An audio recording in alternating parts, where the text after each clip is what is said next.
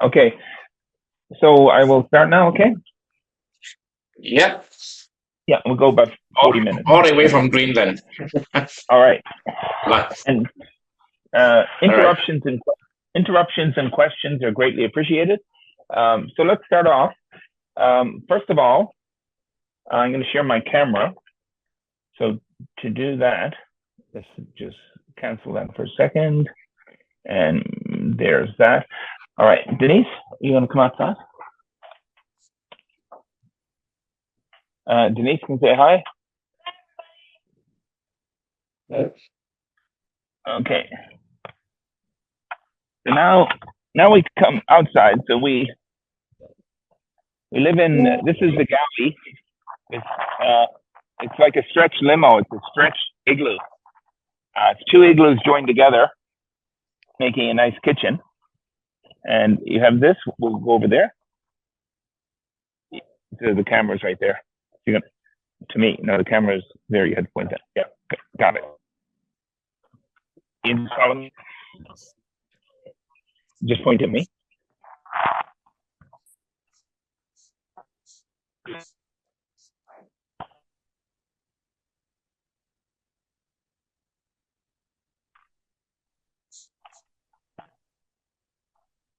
You can still see me, Michael? Yep, can see you. Sure. Okay.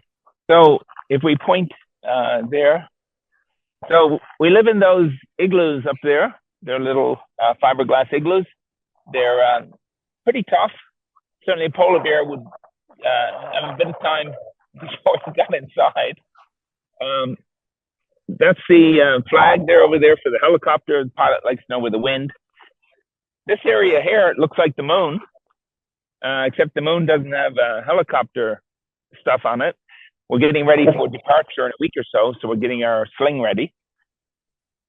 And over here, we're building our communication tent and platform. I have to say, satellites and Starlink have changed the entire world. I think polar science will advance much faster now than it was before. And so let's see. So looking out at the glacier and coming over here, what we have this morning is a really interesting phenomenon. I'll see if you can, where's the camera? There it is. Kind of hard to see, but it's absolutely amazing. On one side of your screen, which would be my left, not sure the mirror image you have, on one side you see a fog layer. Michael, can you see the fog? Yep, definitely. Definitely. Yeah, so the fog crept in from the town, which is towards our west. We're in a big fjord, the Ilulissat Ice Fjord, a UNESCO World Heritage Site because of the icebergs. This is a place that makes a lot of icebergs, the most prolific iceberg maker in Greenland, and thought to be one that may have contributed to the Titanic. Where Denise and I live in Newfoundland, Canada. That's my credit card and my thing. I'm looking everywhere for 5 minutes. Everyone, can you look your sound, please? And so icebergs come out of here. Since we've been here, we've seen two major calving events, and one produced a giant green iceberg, and that was totally beautiful. But the fog has crept in today, and it meets the ice front. So if you can see a cliff in the foreground, that cliff is where the Greenland ice sheet begins. And on the other side of that cliff is the Atlantic Ocean. So warm waters from the Gulf Stream of the Atlantic have arrived here some 20 years ago and have caused this ice front to retreat about 20 kilometers. The ice front used to be over that way, some 20 kilometers, but now has come back inland over this way. The fog is dissipating, but you can still see some big bergs out there. It's a phenomenal sight. Antarctica is beautiful. Greenland just seems to have a little bit more definition, and with all the contrast, it's quite unlike anything else on Earth. So what we're studying is how the warm waters from the North Atlantic Gulf Stream come into Greenland and push back the Greenland ice sheet. In the background is the ice sheet. That's a big guy. That's about 4 kilometers thick out in the middle. People do cross it from time to time, even today. It's melting. It has a net loss of about 200 gigatons, just a big number. A lot of that loss is occurring in this fjord, a significant amount. So both the ocean and the atmosphere are eating away at this glacier. The ocean will cause retreat, and eventually this will go another 100-kilometer inland because you can't see it, but there's a deep fjord running up through there. Never know. Starlink's still on. You still there, Michael? Yeah, I'm here. Everyone can hear you. Good. So this ice sheet will disappear eventually, and there will be a new landmass on Earth, a new piece of land. Green land will be much more land. The ocean will eventually be about 7 meters higher around the planet, and Antarctica is a different story, but that's the story here. This ice sheet has survived through the last interglacials, even though the massive ice sheet that covered Canada, all of Canada and part of the US, comes and goes. So what we're seeing now is, with the air around me, carbon dioxide molecules, there's a warming. The CO2 has no effect on sunlight, so the sunlight's coming in. But what it's doing, it's warming the air around the planet. Of course, it's warming the ocean. 90% of the heat of global warming goes into the ocean. That's 90. Hence, the ocean is warming and will warm and warm. This end of this century, we'll see the Arctic warming by more than 12 degrees. The planet will warm about 3 degrees by 2100, but the Arctic, of course, has amplification with the ice albedo. It's going to be, right now it's about 4 times bigger, in some places 7. So massive warming's coming to the north in this century, and it's already happening, obviously, with half the Arctic sea ice gone. So let's go back inside and watch the rocks there.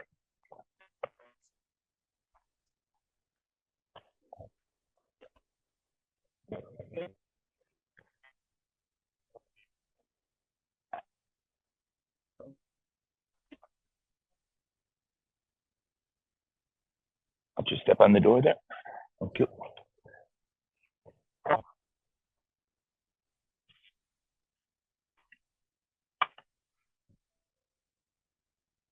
Okay, kind of dark in here. So that's kind of the overview of what we do in Greenland. And now I'll carry on with some slides, and off we go. The purpose of our research is to build an ice forecast. As you know, you have a forecast of the weather on your smartphone. We've been using the Windy app, this one, Windy, and it's the bomb. It's been doing amazingly good things for us. We track the wind every day at our campsite, and when it says it's going to blow 45 knots, it is going to blow 45 knots. The last few days have been extremely calm. So just like that forecast of the weather, temperature, and precip, we're trying to forecast the future of sea level, and effectively that means a forecast of ice on the planet, particularly ice sheets. We have land ice and sea ice. The sea ice north of me here is 50% gone now in the last few decades, and the land ice is starting to melt as well. I'm David Holland. I work at NYU, and the shortcut of this is that greenhouse effect is a trigger, but it's got nothing to hold compared to the ice albedo effect. The greenhouse can only warm the Earth 5 or 10 degrees, but the ice albedo can warm it and cool it by 100 degrees. So should the greenhouse gases trigger an albedo thing, then that will be a massive change to the Earth, and we'll see why that's so important. So again, focus only on ice albedo. Greenhouse gases only affect climate by 8 watts. So the RCP, radiation representative concentration pathway, worst case scenario is 8 watts at the end of the century, 8.5. Right now, today, when you go outside, there are 2 watts of heat hitting you more than used to be 100 years ago, 2 watts. Now think about that. The sun is 1,360 watts. Of course, you get it none at night, a lot at day, depending on where you are. But the sun is inputting some 400 watts on average per square meter. And think of the room you're in. I have a 100-watt light bulb. Okay, that's 100 watts. Well, the sun is doing that everywhere on the planet. hundreds of watts. The greenhouse effect is adding 2 watts extra right now coming down. It's as if the sun was kicked up by 2 watts out of 1300. Not much, but what's remarkable is our planet is on a knife's edge in its orbit and its climate. We're right between Venus and Mars. Venus is crazy hot, greenhouse gone mad, 400 degrees. Mars lost its atmosphere, too cold. And we're Goldilocks in just the right orbit. And the little tiny change in our orbit as Jupiter pulls us towards the sun, towards it, Jupiter wanted to be a sun, but it failed. That little pull of Jupiter gives us the ice ages. Otherwise, we'd have this clean orbit around the sun, climate much more stable. But we get pulled away from the sun and toward the sun on the scale of 100,000. And the result are massive ice sheets over the planet. So think about how small an effect that is and how on a knife's edge. And also, we're very fortunate to be at the exactly right place, orbit, where water is liquid. A little bit closer, it boils. A little bit further, it freezes. So it's no coincidence that life exists because of very good orbit and luck. But that luck is greatly affected by ice. And the reason ice is so important is because the planet's either blue when it's hot, it's an ocean, 70% ocean. And of course, the ocean absorbs sunlight. Ice reflects sunlight. So ocean absorbs 90% of sunlight, ice reflects 90% of sunlight. If you take the 1300 watts of the sun and you reflect it or absorb it, that is the entire story of climate on Earth. It's all about, is the planet white or blue? And right now we're kind of in between and going a little bit more blue. The poster child of climate change is sea level. So that's of immediate concern. And sea levels come and go. 10,000 years ago, they were 100 meters lower. So a lot more coastline. And last interglacial, 125,000, it was 6 meters higher than right now. So it's very precarious how ice sheets come and go. It's thought that last ice interglacial, the West Antarctic ice sheet, had disappeared, hence the 6 meter extra. But I would say the bigger problem is the survival of life as a form on Earth depends on this albedo effect and has in the past. It all starts with the water molecule, looks like that, a bent molecule, and it responds to radiation. So the other molecule that's fascinating is the other triatomic one, CO2. So both of these molecules interact with heat. Everything you experience from your cell phone radiation, microwave, visible light, X-rays, all of it, everything is just photons of different frequency. That's all your experience of radiation is. It turns out that CO2 interacts with the thing we call heat. So right now my head is emanating heat. Photons are coming off me. Those photons, when they hit CO2, they cause it to dance. And then the CO2 captures heat and sends it back to me. That's the greenhouse effect. Notice that CO2 and water as molecules as a gas are not affected by sunlight. So they have nothing to do with changing the sunlight. It's when a water molecule moves from gas to solid that you have the albedo effect. So here's the greenhouse as a little movie. You can see the sun, our sun, which has been going now for some 4 billion years, and it will blow up and explode in about 2 billion, taking Earth with it. And right now it's blasting radiation everywhere in space, and some of it hits the Earth. But when it hits the Earth, it warms the rocks and the ocean, and the visible light photons are transferred to heat photons, which are much lower energy. But those photons, when they go back off the Earth, they go through oxygen, they go through nitrogen with no trouble. But when they see a CO2 molecule or an H2O molecule, they get trapped and reflected back to Earth. Here's the albedo effect. As you can see, the seasonal cycle. A beautiful thing to see as the ice cover comes and goes. But the trick is, all of life and energy depends on the sun. If the sun goes dark, you're out of business. You have no energy. And what the icy parts of the planet are acting as a thermostat that controls the temperature of the planet. Just like you have a thermostat in your room, you make it hotter or colder. The ice is acting now to give us the climate we have, and we're used to that. And as you remove ice, of course, the sunlight gets absorbed by the earth. And so now you have a different problem, which is perhaps too much heat.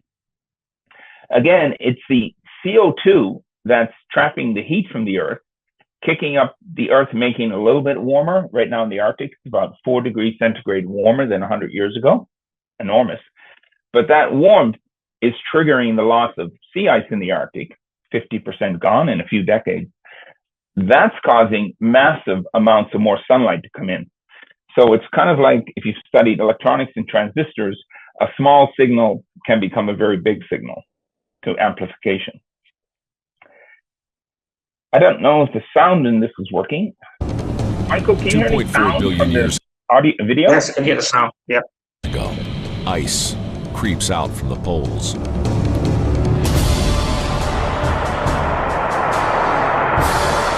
Instead of warming the planet, sunlight bounces off the ice.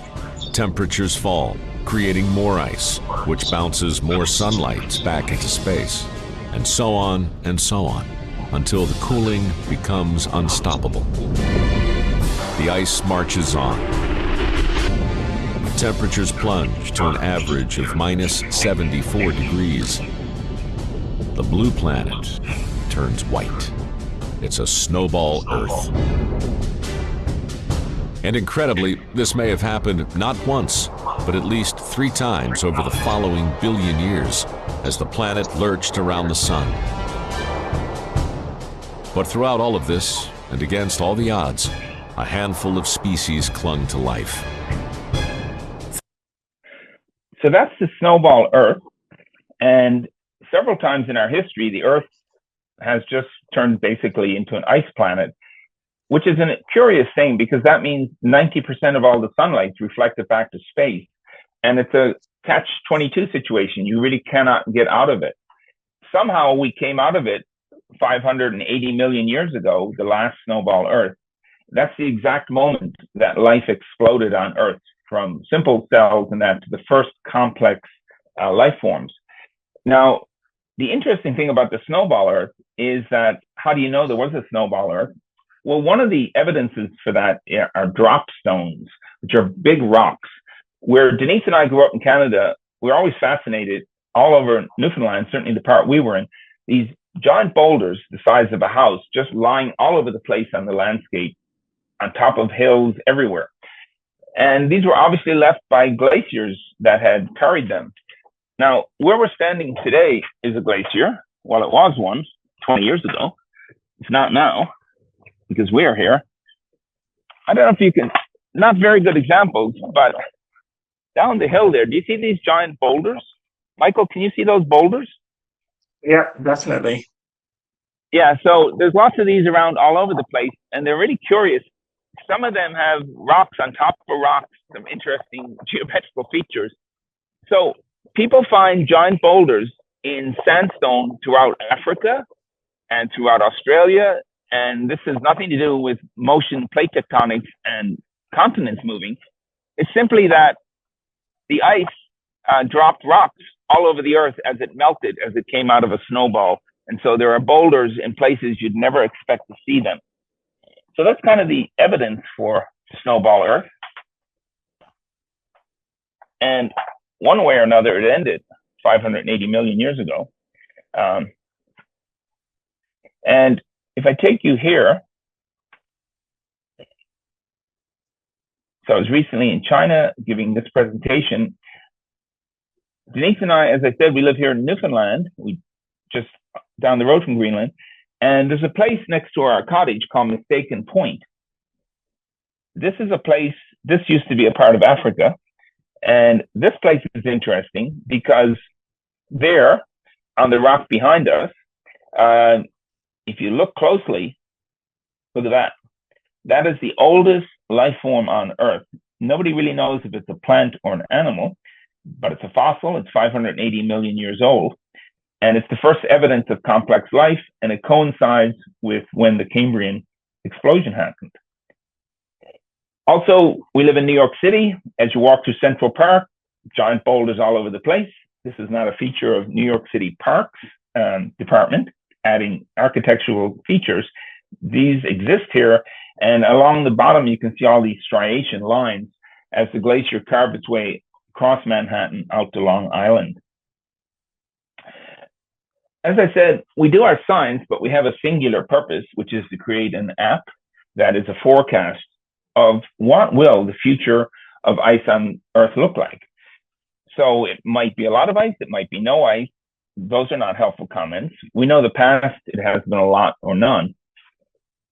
The scientific revolution of the last 100 or 2 years have taught us a few things about physics and chemistry and biology and other disciplines, allowing us to formulate a model. Now, if you think about a weather model, that's perhaps one of the most amazing achievements of humankind. The fact that we can say tomorrow and out for the next week or so what the weather will be, and generally the accuracy is pretty good, hovering 80%. There's a reason why it's limited, to do with something called chaos theory, but that's a remarkable achievement of humankind, to be able to actually say what the weather will be tomorrow. Of course, the climate is the average of the weather. So there's no such thing as a climate model. There's just a weather model that you see on TV or have in your phone. It's just that instead of simulating for 10 days, you simulate literally for 100 years. You take the average of that, and that's the climate. So people who say climate models don't make sense, well, then how can you say a weather model doesn't make sense, since the value of a weather model to humanity is beyond the trillions and trillions when you think about how we manage things around Earth based on weather forecasts. It's mind-boggling the impact that has had. So we do have that, but what we don't really have is the part of the weather model that has to do with ice. We've worked really hard on the atmosphere the last 70 years and the ocean, but the ice is really a new thing of the last few decades. And it turns out it's the harder part of the weather model. The ocean and atmospheric science are pretty much done, actually, as a science. We understand the atmosphere and the ocean. We completely do not understand ice, and forecasting it is the next big challenge for scientists. Here's a little MATLAB model, and some people get frightened by mathematics. You shouldn't be, because it's really straightforward thing. It's accounting, it's bookkeeping. It's keeping track of heat. Where does it come? Where does it go? You bookkeep it, and you can say what your future forecast of heat is. This thing here, this graphic, you see the temperature of the planet on the vertical and the time in years. This is something to do with if you removed all the carbon dioxide from the atmosphere today. So 150 years ago, it was 280 parts per million. Today, it's 420. It's probably headed to 600 soon enough. So it's a dramatic increase in the thing called carbon dioxide. Of course, it's been much lower and higher in the past. It's just for the last few million years, we've been kind of in our happy zone at 280, 180. And now we've gone out of that zone to a new place really quickly in geological time, just 100 years. Getting back to this graphic, if you have no carbon dioxide in the atmosphere, if you pulled it all out, the Earth would freeze solid. Again, this is the remarkable thing about our climate and the fact that we exist, is that there's the exactly right amount of carbon dioxide in the air to keep the ocean unfrozen. And now we're kicking it up a bit. But if you were to remove all of it, there'd be no life. So you must have carbon dioxide. It must trap a certain percentage of heat. Otherwise, you see the temperature there, it's minus 20 without any CO2. See what this does. Here's a little model. I'll see if I can run this.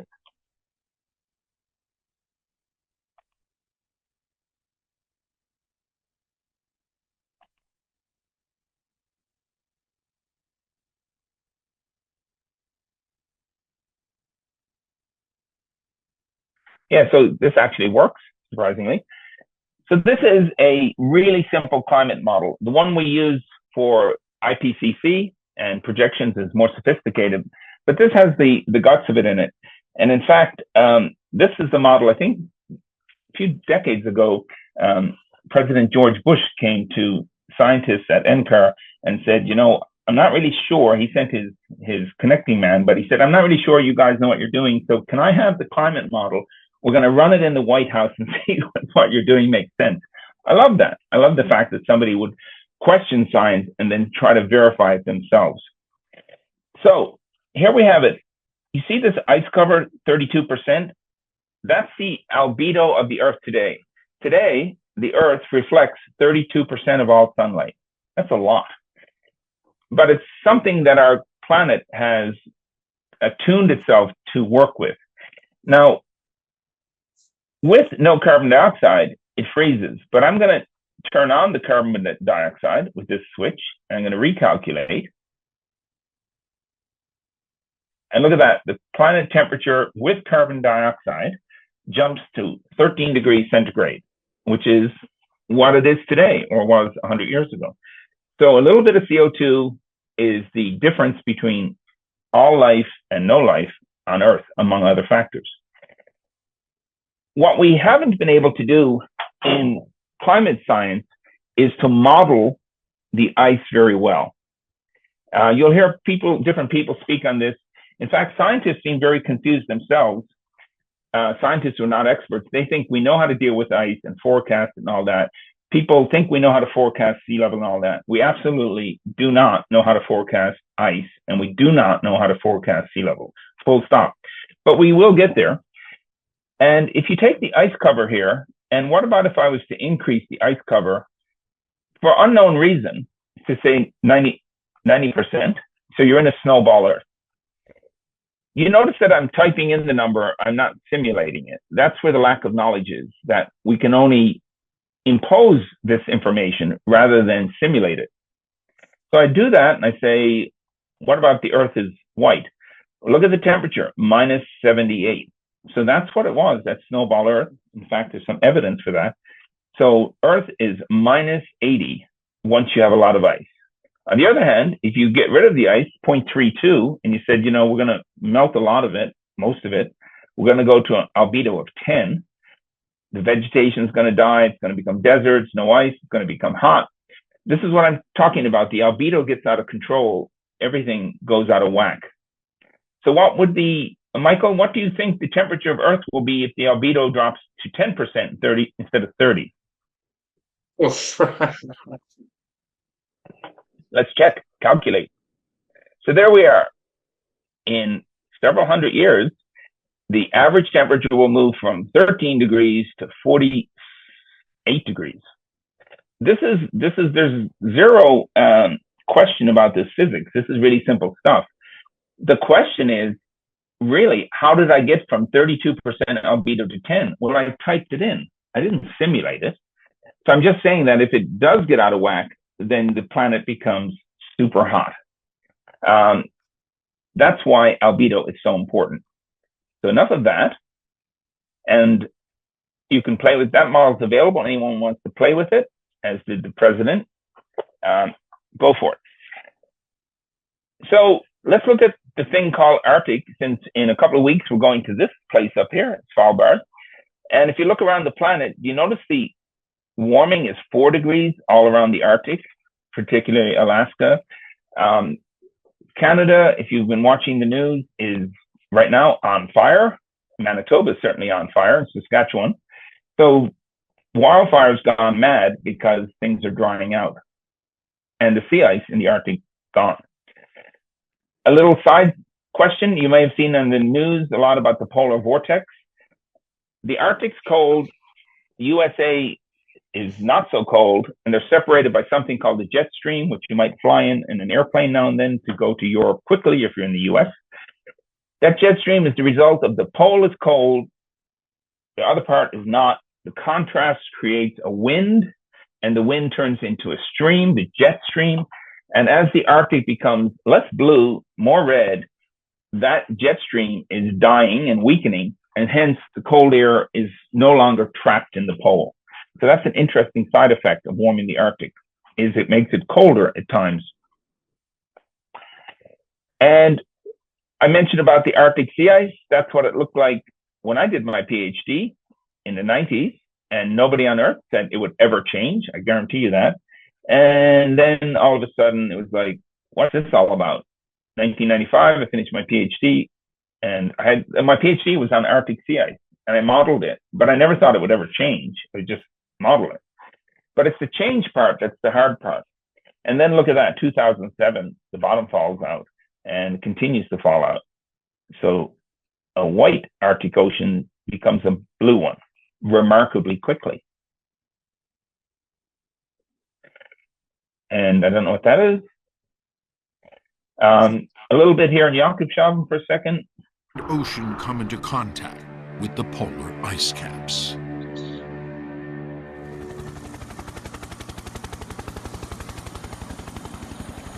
In a helicopter over Greenland, David Holland of New York University wants to find out how warmer temperatures are affecting this actively shrinking glacier. Today's mission is to place motion trackers directly on the ice.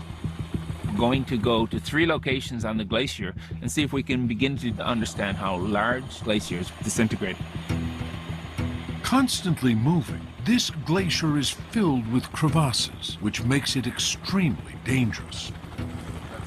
So David has brought along Brian Rougie, an experienced mountaineer.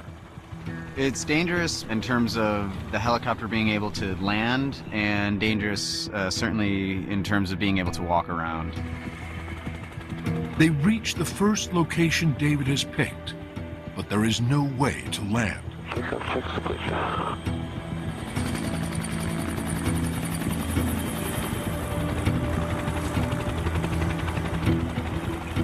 After 20 minutes, they find a spot that could work.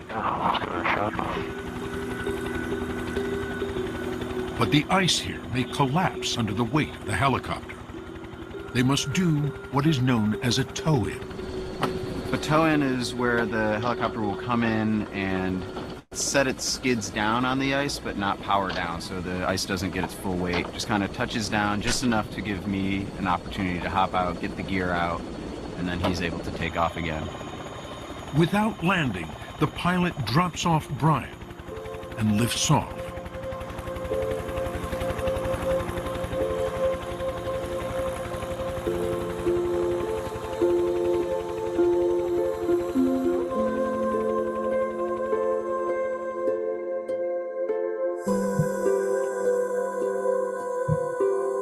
This is the Jakobshavn Glacier. Ice as far as the eye can see. It's difficult to really put into words what it feels like to look around and know that miles of ice are surrounding you. And then you have in the back of your mind, the only way out of there is that helicopter. You're certainly not walking out.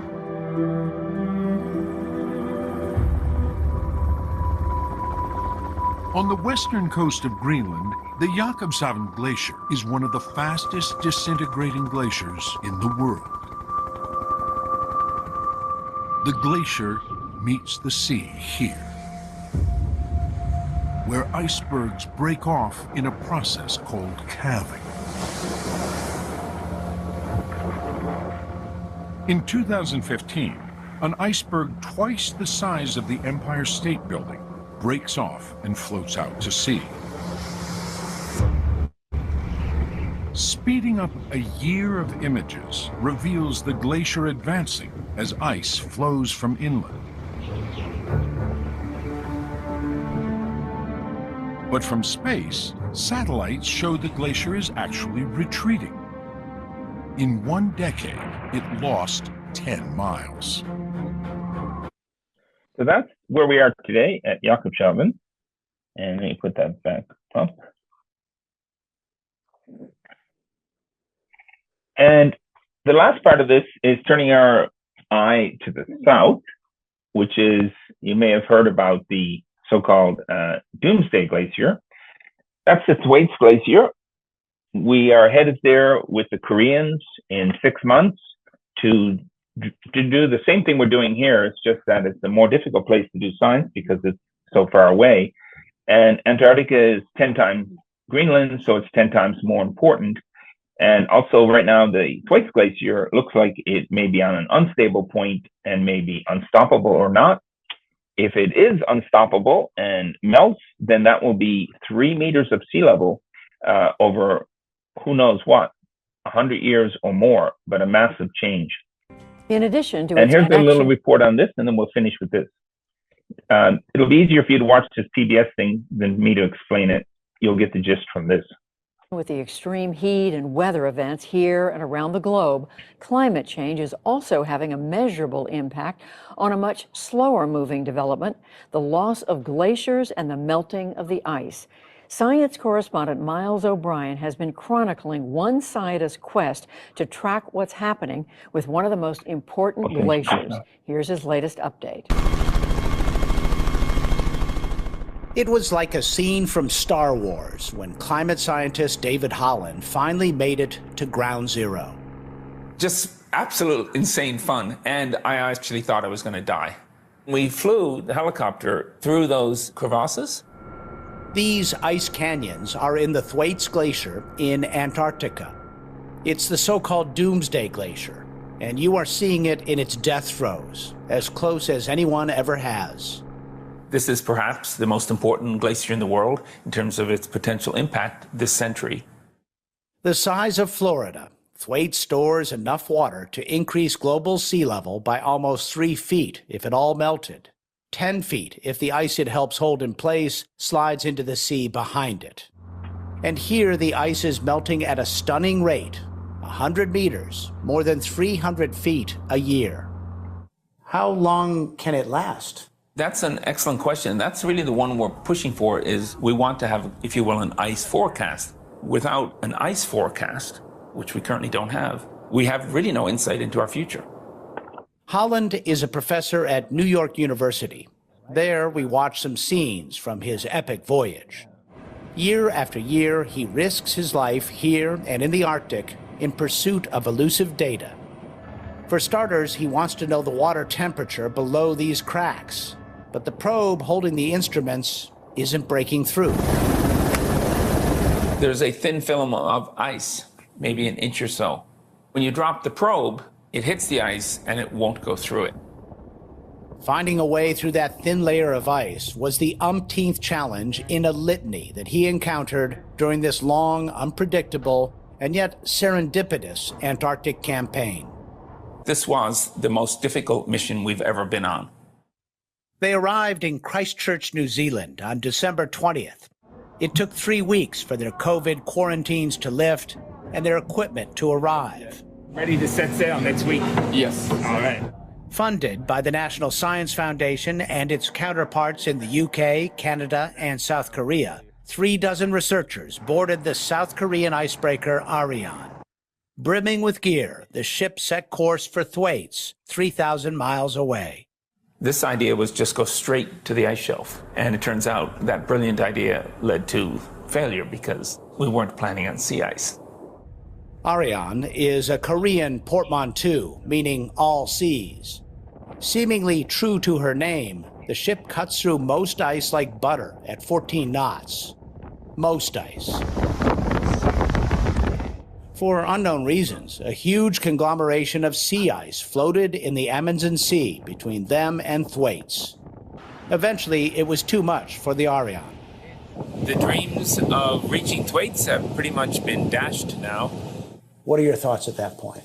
That we've lost the prize, actually. We were not going to be able to do this, and we were not going to get that data. All geared up with no place to go, Team Holland started eyeing a consolation prize. It's Monday morning, January 24th. We are arrived here. This is the Dotson Ice Shelf. The Dotson Ice Shelf is stable, not a heavyweight global threat like Thwaites, but it is a local target of opportunity. So they got busy deploying the scientific field camp they had designed for Thwaites on Dotson. All the helo operations are moving at lightning speed. They had to airlift 50 tons of gear, 1 ton at a time.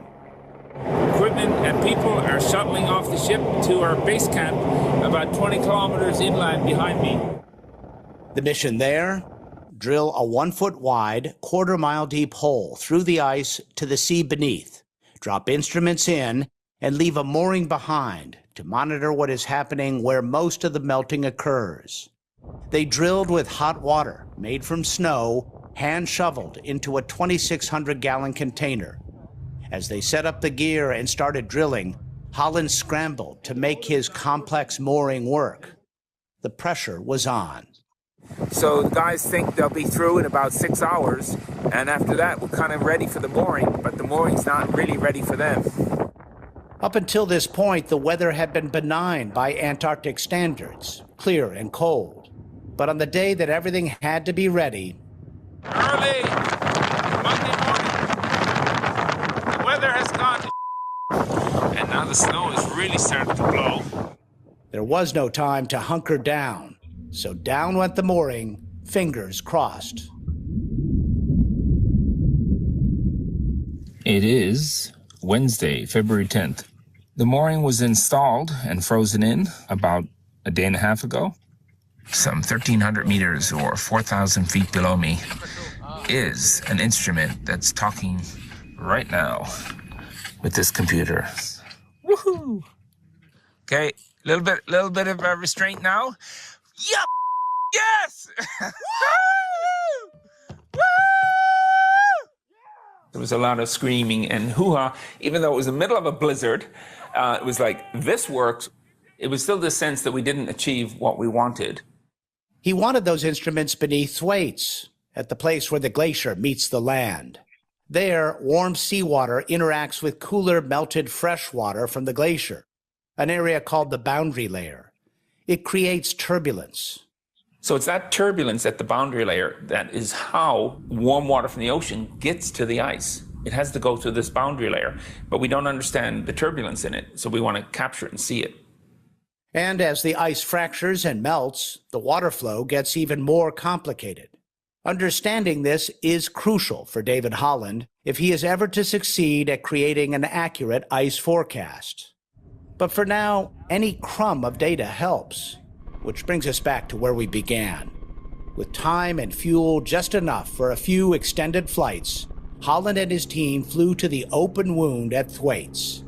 And after the probes brimming with instruments refused to penetrate the ice, they filled a few with shackles from the ship. We called it a Shackleton bomb. And this incredibly heavy piece of metal, you throw that out the door first, and it creates a hole, and then you throw the real probe afterward. And that worked brilliantly. They got a dozen readings. It's the first ever data from Western Thwaites, which again I think is the most important glacier to study. What we saw is data that the warmest water anywhere in Antarctica is under Thwaites. Almost 4 degrees centigrade above freezing, so 8 degrees Fahrenheit, which, if you think about it, is crazy warm for water near ice. That's 40 degrees Fahrenheit. You don't have to be a climate scientist to understand how serious that number is. It appears the ice forecast that David Holland is so determined to create won't predict if, but rather when. Until then, the world will have to wait and wonder how long the glaciers can teeter on this precipice.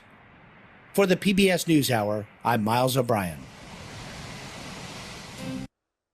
So between that and Greenland, you should have a pretty up-to-date understanding of what scientists are up to in terms of ice. We don't have a forecast, and the implications for society are big. Some people are moving ahead with relatively large projects in the billions and billions to protect against sea level change. It's remotely possible that sea level doesn't change. Most likely it will, but there's no forecast. So all the money that's going into engineering, but not research, is, in my view, a little bit cart before the horse type of thing.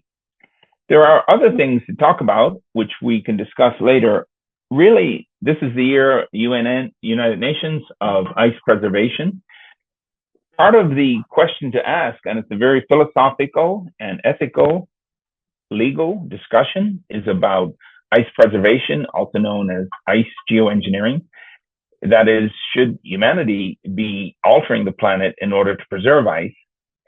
We're starting a project. We're going back to Thwaites in a few months, and we're going to begin an ice preservation project by looking at a certain special sill near Thwaites that, in theory, could be blocked. You could build a wall, a curtain, and you could protect Thwaites from warm water. Whether or not humanity wants to do that, that'll be beyond my time frame, but we will collect the data and build the models to say whether or not such an intervention can work. I finish with saying that ice, I'd like to remind you, and if anyone has a different opinion, I appreciate that. I'd love to hear it.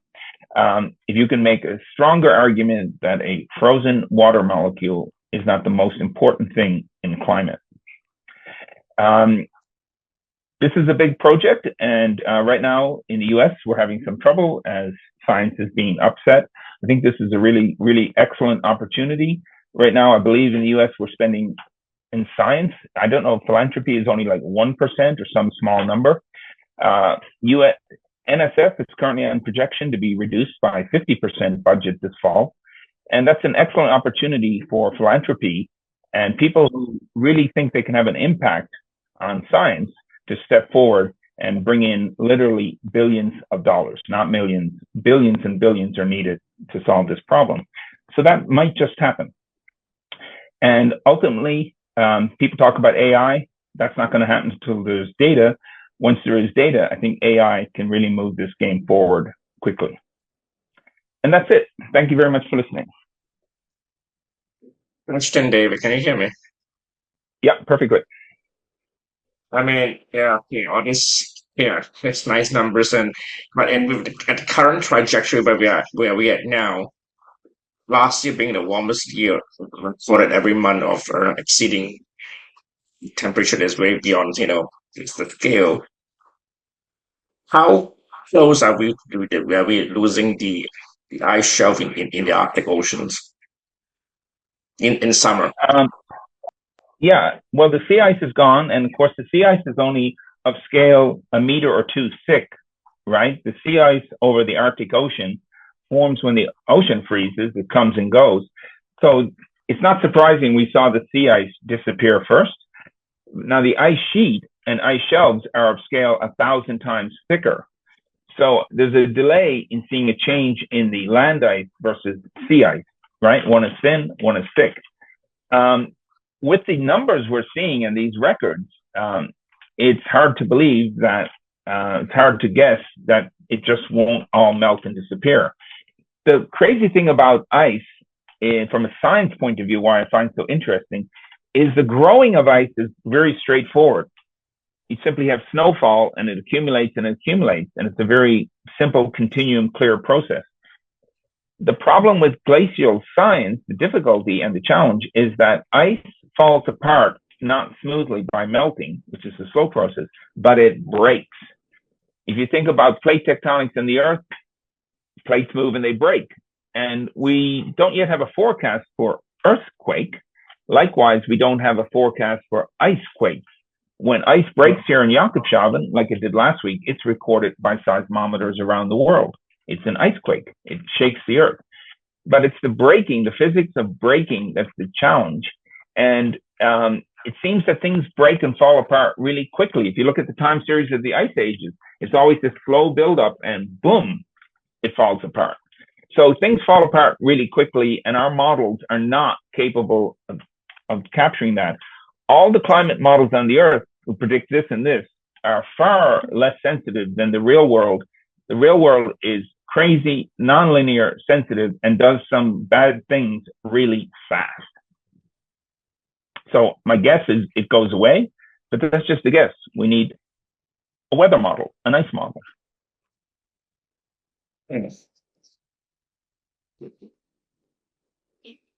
Anyone have any questions? David?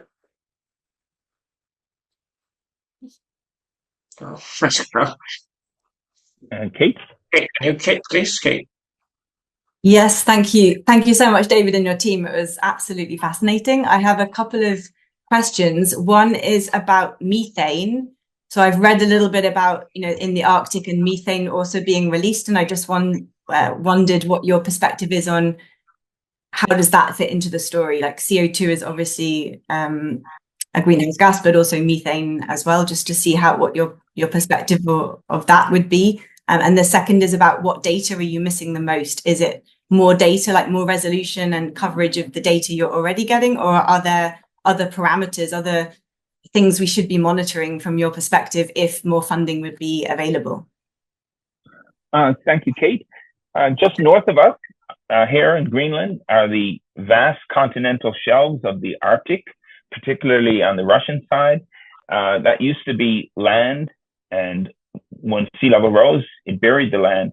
There are enormous methane deposits on those shelves, and there is people up there now measuring it. So methane is escaping and bubbling out of the ocean like it always has, but it just may kick it up a level. Methane is about 30 times more powerful per molecule. That's a big number for greenhouse gas effect. Of course, there's less methane now than CO2, but should that balance change, that's the so-called methane gas gun theory that it just causes massive change. There certainly have been some mass extinctions I think there's like at least a handful over the last millions of years. Asteroids can certainly come into our system and wreak havoc, but some seem to be internal dynamics, whether it's volcanoes or methane. So methane, because it's so powerful, could have a surprise, and that's one where the model is not ready.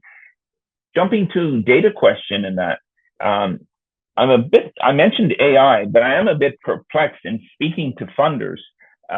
So because I think private funding is the answer to this problem, not a government. The government is not going to solve this. People are going to stand up and solve this or not. Full stop. And the problem is people think AI is going to solve the problem. And I'm trying to explain, if you have no data, there is no AI. And it doesn't seem to resonate. It's like AI is just going to fix it. Well, no, it's not. And so it really cuts to data. We're doing okay from space with satellite and looking. The problem is you cannot see into the ocean because it's salt and it conducts electricity. So radiation sensors can't see through it. You have to go into the ocean and you have to go under the glacier. And this involves being on the ground. The problem with being on the ground is that there's a unusually high possibility you will die. You do not want to be in a helicopter. It's not safe. And you can get in one, but you're taking a chance. And walking on a glacier, a handful of my colleagues in just a decade are gone. So we need to move towards data collection, and we need to move towards robotics and safety. And that's really where the need is. And that'll benefit everyone, the technology to explore places, Arctic and Antarctic, but everywhere. The ocean, as you know, is largely unknown. So I would say data done safely, and I think that means robotics, and we have no such capabilities. Fantastic. Thanks so much. Thanks, Kate.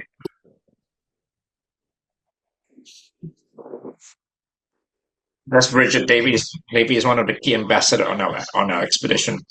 The answer to Bridget.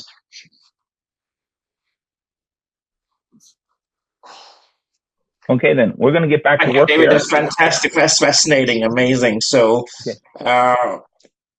I'll talk to you offline on how to a few things to prepare for the conference day on June 24th.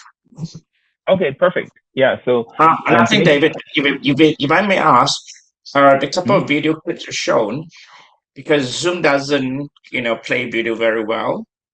Right. So what I would do is that if you send me those video clips, then I'll embed it onto this recording. Okay. Then you mean the calving video? No, those videos you've just shared in your presentation now. Oh yeah. I'll just put that in a Google Drive. Yeah. Or you can just send me the entire PowerPoint. That should work well. Yeah. We'll do that right away. Thank you. Thank you. We're going to let you go now because we have another session right now happening. Okay. Take care, guys. Bye. Look forward to Thank you. A little while. Bye.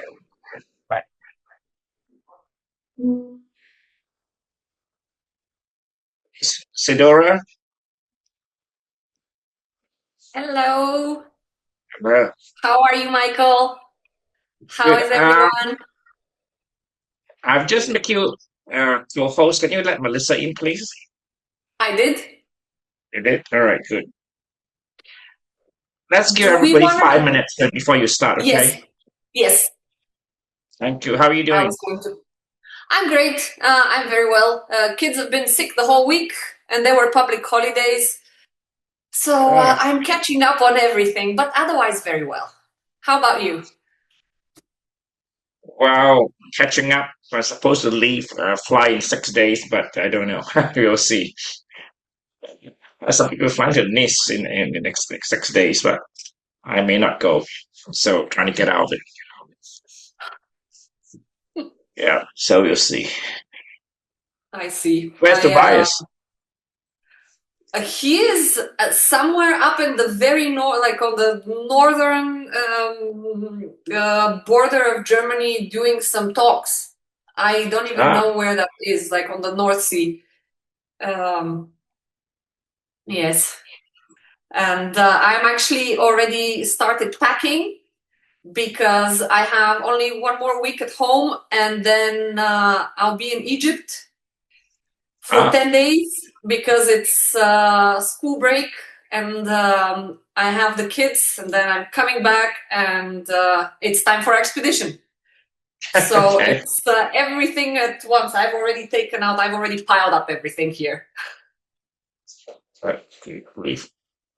June's come very fast, and then it's done half year through, and then it's Christmas.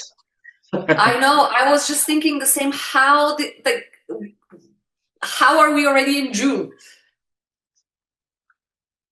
Yeah. Melissa, you there, Melissa?